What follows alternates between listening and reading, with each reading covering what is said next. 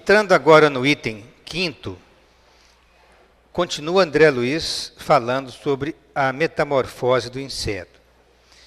E ele nos diz que a larva dos insetos experimenta vários períodos de renovação para atingir, então, a condição do animal adulto. Após a derradeira muda de pele, a larva se transforma em pupa, que seria a crisálida ou a ninfa, que se aninha dentro do casulo. Neste estágio, ela sofre uma progressiva diminuição de atividade e não mais se alimenta. Os intestinos esvaziam-se e ela para totalmente o seu movimento. A larva se protege no solo ou na planta, preparando a sua liberação. É a fase em que ela então vai produzir o casulo que vai envolvê-la. Ela forma o seu casulo com fios de seda, por ela própria tecidos com secreção salivar, e repousa por dias ou meses, dependendo da espécie.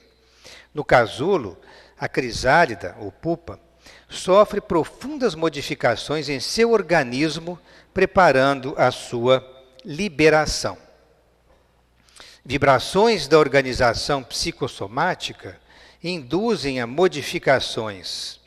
O aniquilamento dos tecidos, que nós denominamos histólise, e a produção de novos órgãos, que nós denominamos histogênese, são os fenômenos que vão acontecendo dentro dessas profundas modificações que ocorrem. A histólise. Histos, do grego, é tecido, e lisis é destruição. Então, a destruição dos tecidos ocorre principalmente nos músculos, no aparelho digestivo e nos tubos de Malpighi, do animal que está encasulado.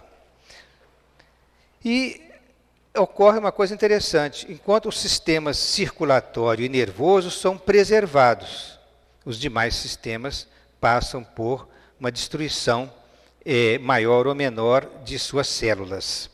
Os tubos de Malpighi, este nome foi dado em homenagem ao grande Marcello Malpighi, médico, anatomista e biólogo italiano, pioneiro no uso do microscópio. Ele foi um dos fundadores da chamada fisiologia comparada e da anatomia microscópica. O seu nome foi dado a várias estruturas anatômicas, como o corpúsculo de Malpighi, nos rins humanos, e os túbulos de Malpighi, que são do sistema excretor de alguns invertebrados, na porção do intestino, no caso do animal que está no casulo. Esses túbulos estão presentes, conforme nós vamos mostrar. E alguns insetos também apresentam esses túbulos, que já foram descritos. É uma coisa realmente da gente ficar admirado, porque ele nasceu em 1628, Malpighi, desencarnou em 1694, numa época em que os instrumentos eram muito precários para fazer esse tipo de estudo e observação. Mesmo assim, ele conseguiu visualizar e descrever essas estruturas, conforme nós vemos neste inseto, como se fosse um gafanhoto, um inseto, e a gente tem uma localização muito precisa, que está destacada aqui em vermelho, dos túbulos de Malpighi, na porção terminal do intestino do inseto. Então, esse anatomista descreveu, e esses túbulos receberam o seu nome em homenagem ao seu trabalho. Continuam as modificações dentro do casulo. Ocorre uma involução celular ao nível das chamadas células embrionárias fusiformes, para que nesta involução ela possa voltar a crescer produzindo órgãos típicos. Esta é a histogênese. Enquanto no grego, lisis é a destruição, a gênese é o nascimento, a formação, a criação. Então, novos órgãos serão desenvolvidos, serão criados. Portanto, o nome histogênese é a formação de novos tecidos. E este fenômeno está sob o comando de dois centros hormonais, um localizado no cérebro do animal, e outro no tórax, segundo o Dr. Carol Williams, que descreveu esse assunto no livro Os Insetos da Biblioteca Científica da Life. O Dr. Carol Milton Williams foi um grande pesquisador e zoólogo do Departamento de Biologia da Universidade de Harvard, nos Estados Unidos, especializado em entomologia. Entomologia é o ramo da biologia que estuda os insetos, né? Em particular, a metamorfose dos insetos. Realizou experimentos cirúrgicos em larvas e pupas, pelos quais recebeu um prêmio muito importante na biologia, que chama-se Prêmio George Laidlaw. Ele nasceu em 1916 e desencarnou em 1991, tendo trabalhado muitos anos num departamento de zoologia da Universidade de Harvard. Aqui está, né, um dos prédios principais e prédios históricos da Universidade de Harvard. E aqui nós temos uma vista panorâmica de vários prédios dessa instituição famosa, fundada em 1636. Brevemente vai completar 400 anos de existência, uma das universidades mais famosas do mundo. O que o Dr. Carroll Williams fez com experiências inovadoras no estudo da metamorfose, a partir de 1942? Primeiro, ele criou uma situação de que a larva ela ficaria sem hormônios. Então, ele coloca, olha só, a lagarta, já que a larva já se transformou na lagarta, após ela ter alimentado bastante, né? O seu peso multiplicou, ela transformou-se mais ou menos em um animal 10 vezes maior do que a larva. E essa lagarta, então, se ela estiver sem hormônios, ela não pode continuar a sua evolução. E para demonstrar isso, o Dr. Williams separou com o auxílio de uma ligadura, quer dizer, um fio que se amarra. Ligadura é um termo usado em cirurgia. Quando se faz a ligadura, quer dizer que amarrou alguma coisa, passou um fio cirúrgico. Então, ele fez uma ligadura separando a cabeça do tórax e depois o tórax da cauda. Assim dividida, a lagarta sobreviveu, mas ela não sofreu metamorfose. Por que ela não sofreu metamorfose? Porque ele impediu a ação dos hormônios. Primeiro, colocando a ligadura cirúrgica, separando a cabeça. Depois colocou separando o tórax do abdômen. Essa ligadura impediu que os hormônios circulassem pelo corpo da lagarta e ela, então, não desenvolveu metamorfose. Aí ele fez uma segunda experiência também muito interessante. Ele permitiu a ação de um único hormônio. Então, o desenvolvimento com um único hormônio, né, o desenvolvimento se inicia. Este inseto foi ligado depois de o hormônio do cérebro ter começado a fluir, mas antes de se produzir o hormônio do tórax. O tórax se desenvolveu, mas a cauda permaneceu inalterada.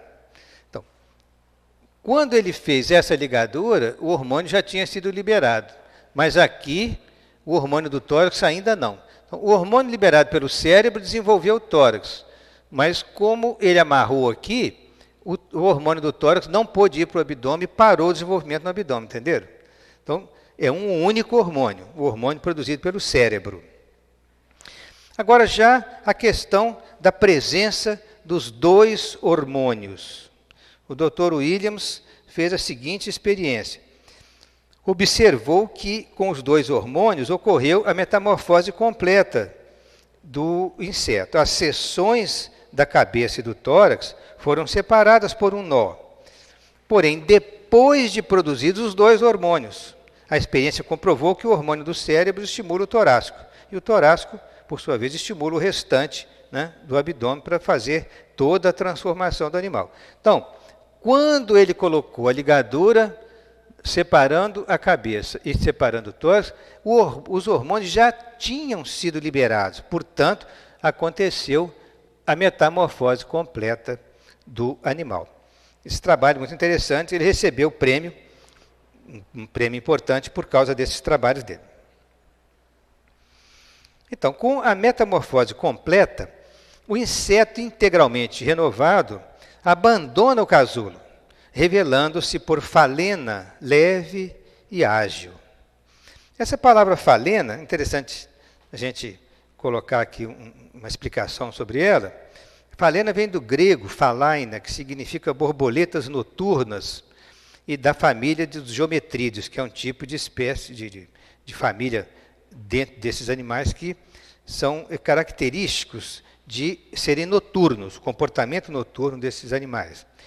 A linda borboleta multicor, diz André Luiz, é o mesmo indivíduo, somando em si próprio as experiências dos 3 aspectos fundamentais da sua existência.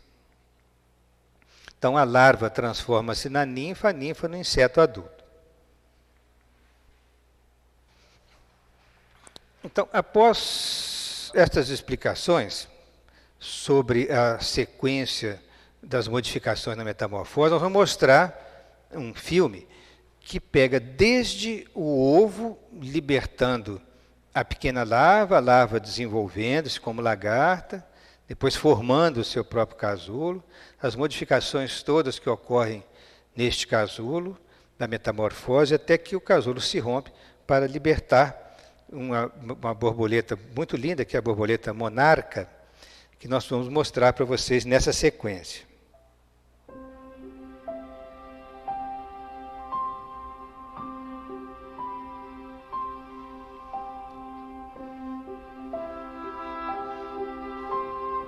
A larvazinha saindo do ovo, a borboleta monarca.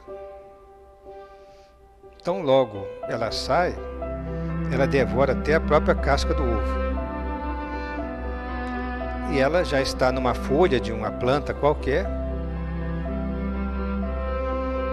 E ela então já inicia o seu processo de nutrição, uma voracidade impressionante. Ela vai destruindo as folhas com uma facilidade muito grande. Aí ela cresce muito, 10 vezes o tamanho original da larva, transforma-se numa lagarta grande. E ela, bem nutrida, se prende ao galho, se pendura no galho, por assim dizer, e inicia o processo, né, de encrisalidar-se, né, formar o casulo. O casulo se formando, o casulo pronto. E ela sofre todas as transformações necessárias dentro desse casulo, conforme a gente vê mudança de forma externa no casulo, até que chega o ponto em que transformou-se em borboleta. A pupa transformou-se em borboleta. Ela rompe o casulo, começa a liberar suas asas que estavam enroladas, mas de uma cor maravilhosa, laranja, branca e preta. A famosa borboleta monarca. Esta borboleta, ela tem um processo de migração que é uma coisa extraordinária, pela distância enorme que ela migra do Canadá até o Planalto Central do México, por milhares de quilômetros, milhões e milhões de criaturas aladas vão esvoaçando até atingir a região do Planalto do México, onde elas se reproduzem.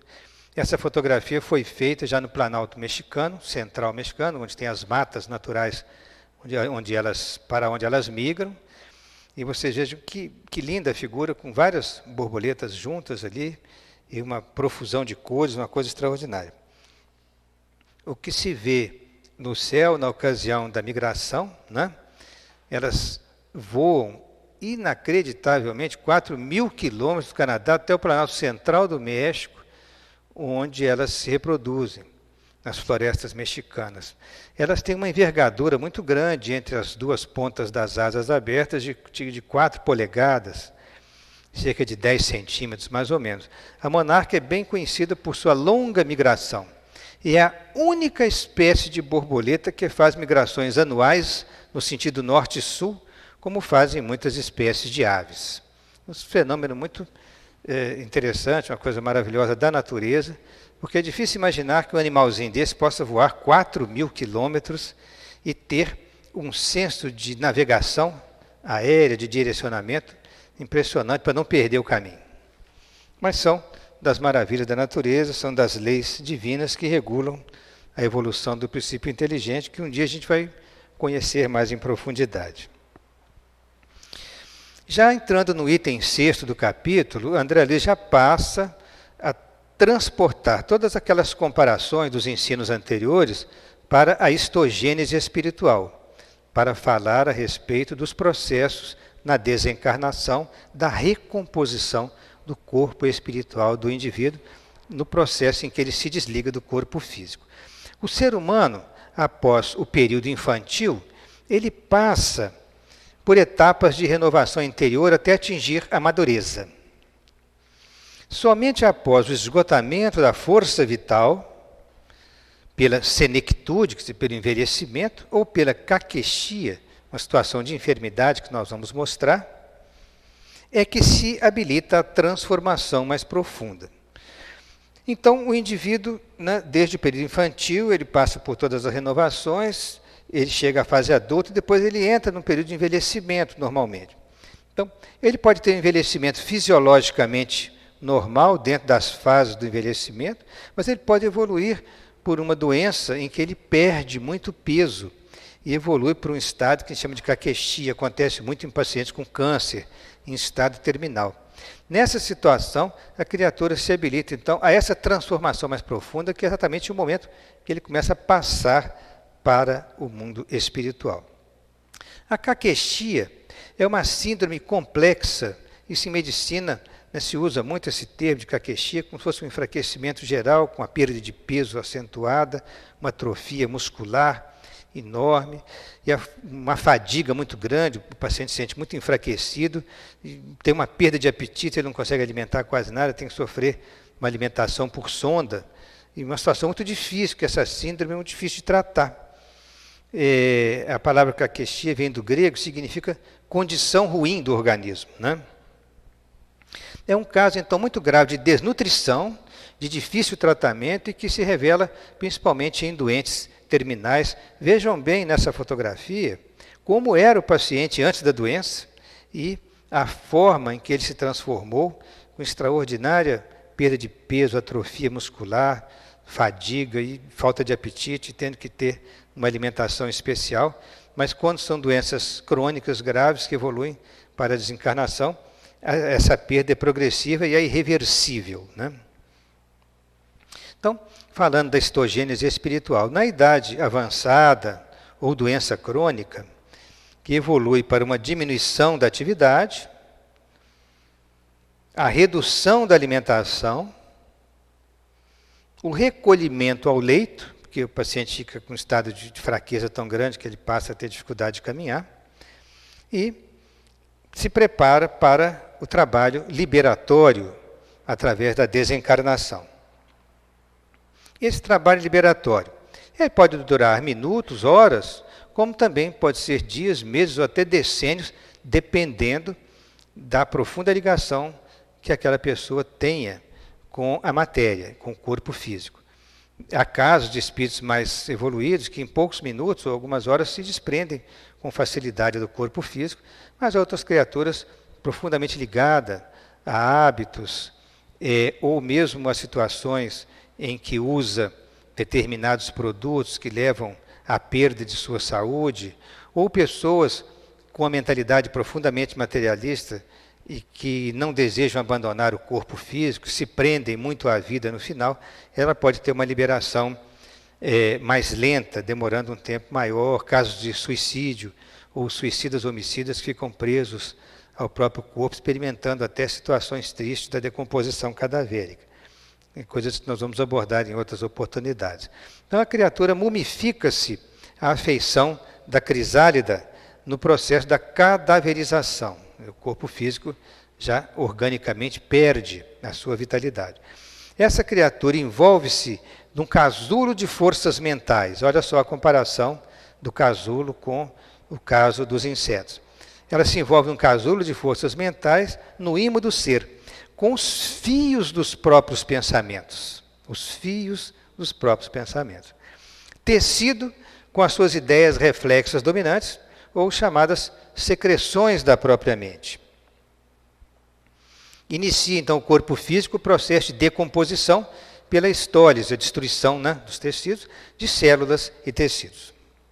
Enquanto o corpo espiritual, a pouco e pouco, vai se reconstituindo, vai elaborando novos órgãos, através do fenômeno da histogênese espiritual, aproveitando elementos vivos, desagregados, do tecido citoplasmático da área orgânica. Nós temos o exemplo citado por André Luiz no livro Obreiros da Vida Eterna, que é sobre a desencarnação de Dimas, que ele já desligado do corpo físico, tendo os seus familiares aqui à esquerda com o médico, mas os amigos espirituais presentes, e a própria mãe dele, que se fez presente no momento, recolhendo-o ao seu colo como se fosse uma criança na fase em que ela cuidou dele. Mas, na verdade, o que está acontecendo aí? Ele se mantém unido pelo derradeiro cordão, que é o cordão fluídico, né, chamado cordão de prata, e esse derradeiro cordão permite a passagem de elementos necessários à recomposição do veículo perispiritual. Nós vamos mostrar uma sequência de figuras, e esse cordão ele permite também que determinados elementos desnecessários à formação do perispírito possam voltar para o corpo. Então, esse cordão tem uma corrente bidirecional, conforme nós vamos mostrar. Mas neste momento em que, por algumas horas, ele ficou até bastante tempo, ele ficou mais de 12 horas nesse estado de recomposição, até que no dia seguinte, quando foi retirado do velório para o cemitério, então se promoveu o desligamento deste cordão fluídico. Nós vamos mostrar isso numa sequência. A estólise resulta da ação de catalisadores químicos, quer dizer, enzimas, e outros recursos do mundo orgânico, como bactérias, que operam a mortificação dos tecidos. No corpo espiritual, afetam o quê? Os músculos, o aparelho de nutrição, os aparelhos de nutrição, com escassa influência sobre os sistemas nervoso e circulatório.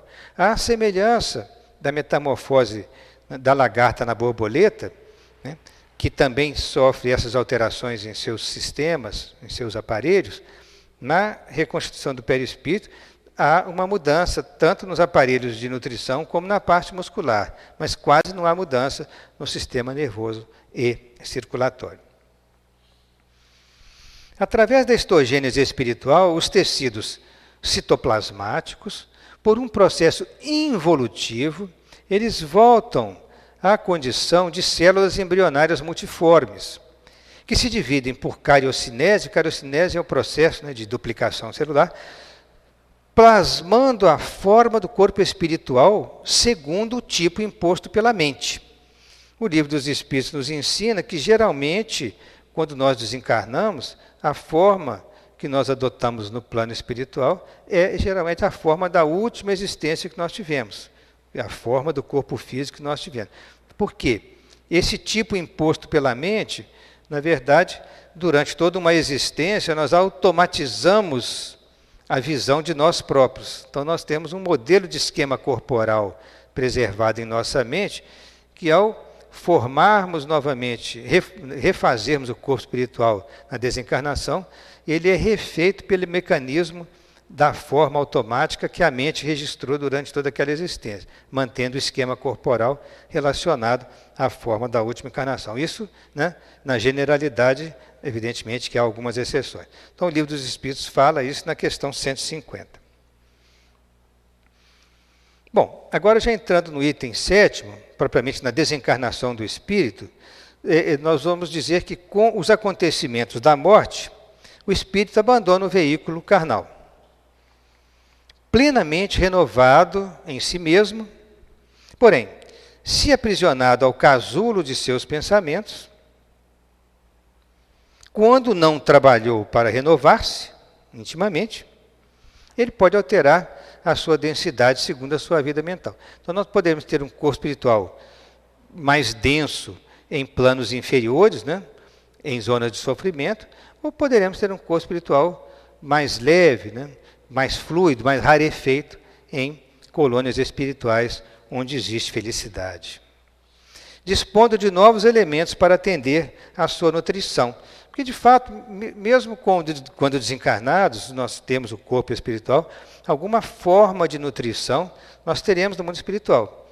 Na fase inicial, a nutrição é leve, a partir de caldos, como acontece na colônia do nosso lar, mas é dito depois que o espírito não precisa nem mais desses caldos, que a simples ingestão de água e a respiração, é suficiente para a manutenção do corpo espiritual, porque na respiração ele inspira, né, elementos nutritivos, vitais, que estão no próprio plano espiritual.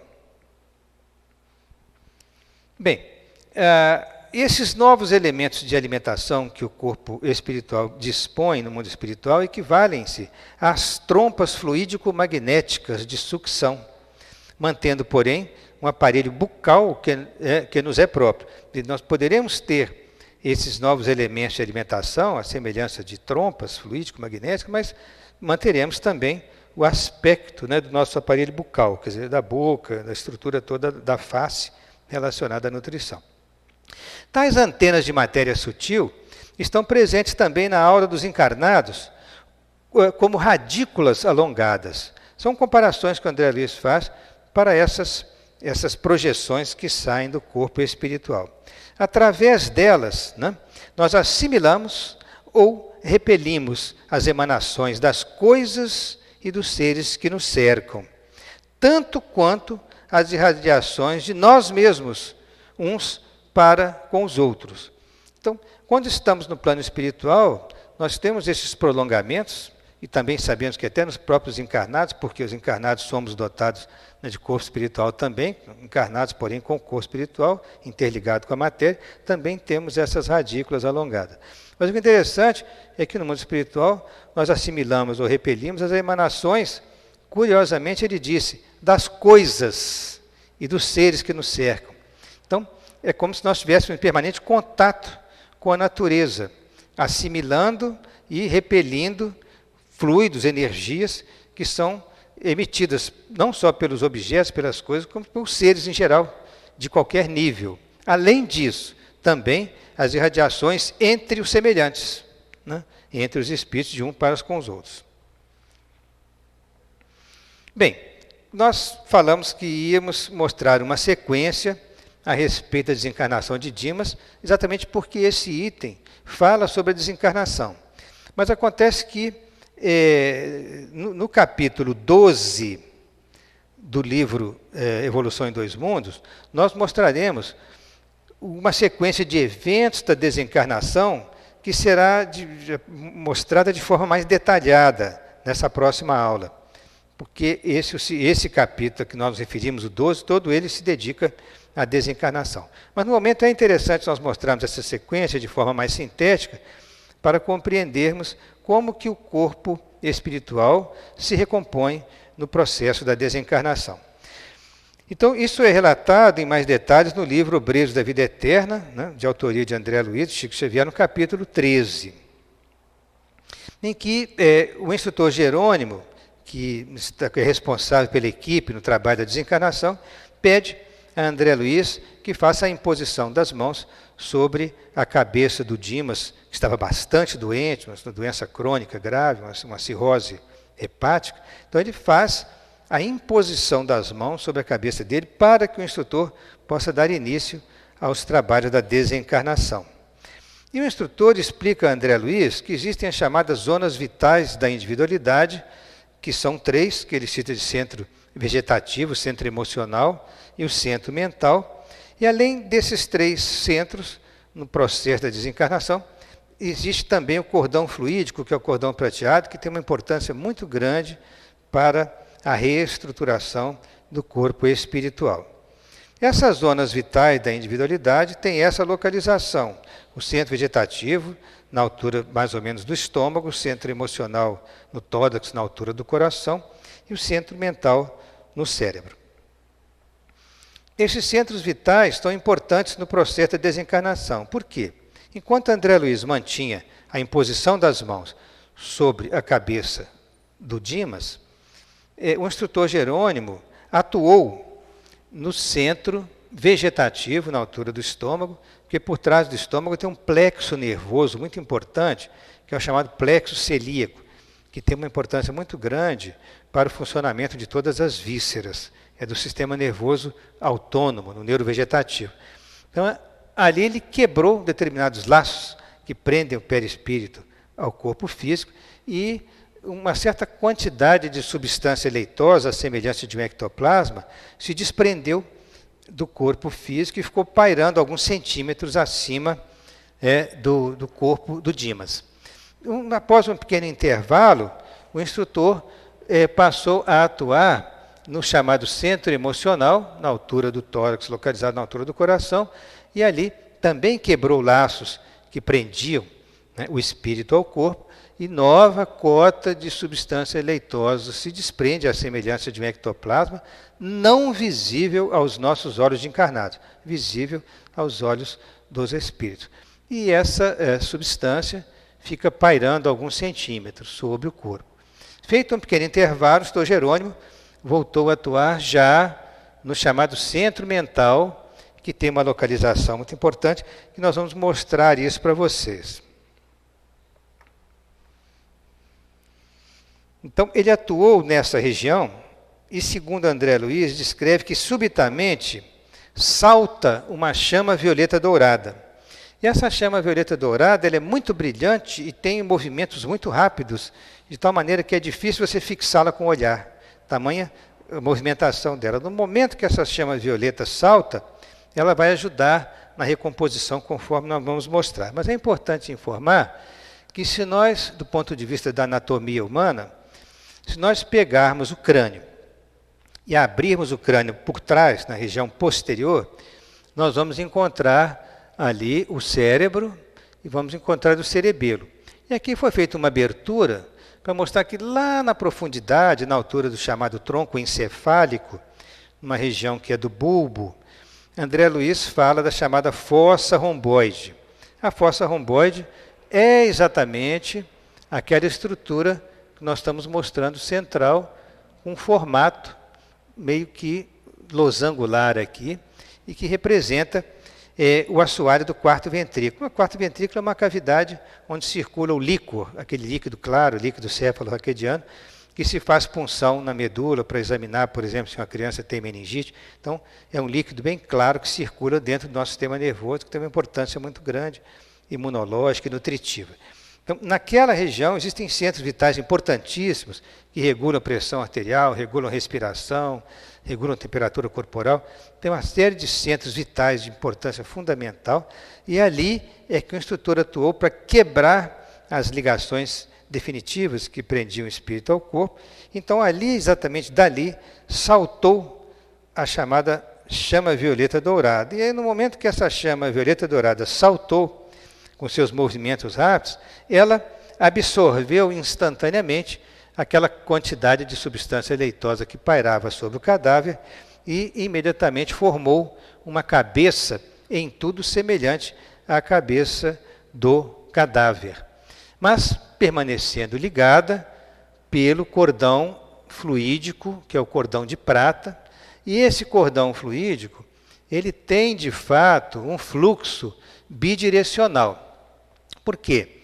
Os fluidos que estão no perispírito, que são desnecessários à composição dele, retornam por este cordão ao corpo físico.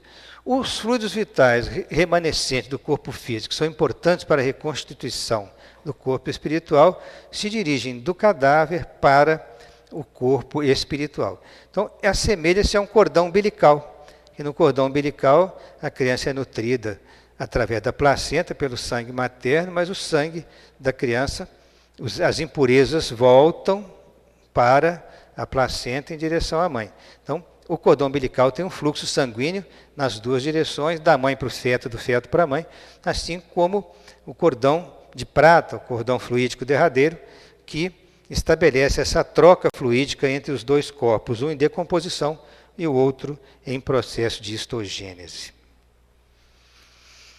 Então, já ele desligado, voltando àquela figura inicial, sob os carinhos da mãe, né? Lembrando que uma sequência mais detalhada vai ser apresentada na próxima aula, no capítulo 12, o perispírito dele pôde se progressivamente se reconstituindo pelo processo da histogênese, até que o momento definitivo em que há desligamento total com o corte do cordão, quando ele vai ao cemitério para ser sepultado. Então, já nos aproximando do final da aula, nós temos o item 8, que intitula-se Continuação da Existência. Diz André Luiz que, metamorfoseada, a personalidade humana continua. O estágio educativo que iniciou no berço, sem perder a própria identidade, sem perder a sua individualidade. Ele vai sair mais enriquecido daquela existência com todas as experiências da vida carnal, né? É a soma dessas experiências, né, da desencarnação e da metamorfose no plano extrafísico, fazem com que haja o progresso espiritual. Ele soma as experiências, tanto da vida carnal, né, quanto no plano espiritual. É só imaginarmos que já vivemos há tantos milênios, que já encarnamos e desencarnamos, né, dezenas, centenas, podemos dizer milhares de vezes, nós já encarnamos e desencarnamos ao longo aí dos últimos milhões de anos. Percebemos, pois, que a existência desdobra-se na Terra, onde a criatura atende à plantação dos sentimentos, palavras, atitudes e ações com que se caracteriza. E no mundo espiritual, onde ela incorpora a colheita da sementeira no campo físico, pelo desdobramento do aprendizado, entesourando as experiências necessárias à sublime ascensão a que se destina. É assim, então, que em cada existência nós acumulamos experiências. Nessas experiências nós levamos para o mundo espiritual. Lá, por nossa vez, também vamos trabalhar no mundo espiritual, vamos atuar no nosso progresso, e quando voltarmos para a próxima existência futura, nós estaremos mais bem preparados. Então, através desse fluxo e refluxo incessante entre o mundo espiritual e o mundo dos encarnados, o espírito progride, né, entesourando experiências até que ele não precise mais da reencarnação. Ele atinge um patamar tão elevado de espírito superior que ele não precisa mais reencarnar, a não ser em situações de missão que ele próprio determina, ele próprio escolhe. Então, na sublime ascensão, vamos lembrar dos companheiros de nosso lar que estão trabalhando, né, pelo seu próprio progresso, pela sua ascensão, e todo esse trabalho, é bom que a gente recorde, é um trabalho da lei de amor que governa o universo, né? Porque o espírito ele só consegue progredir na medida em que ele atua em benefício semelhante. Se ele ficasse preso no casulo dele próprio, ele ia paralisar o seu progresso. Mas ele, estando no mundo espiritual, ele compreende a necessidade dos irmãos que estão na retaguarda, então ele passa a trabalhar em benefício deles. Com isso, ele constrói a ascensão de seu próprio espírito rumo, né, aos planos mais elevados e rumo a situações em que ele possa compreender melhor os desígnios da divindade. Muito obrigado.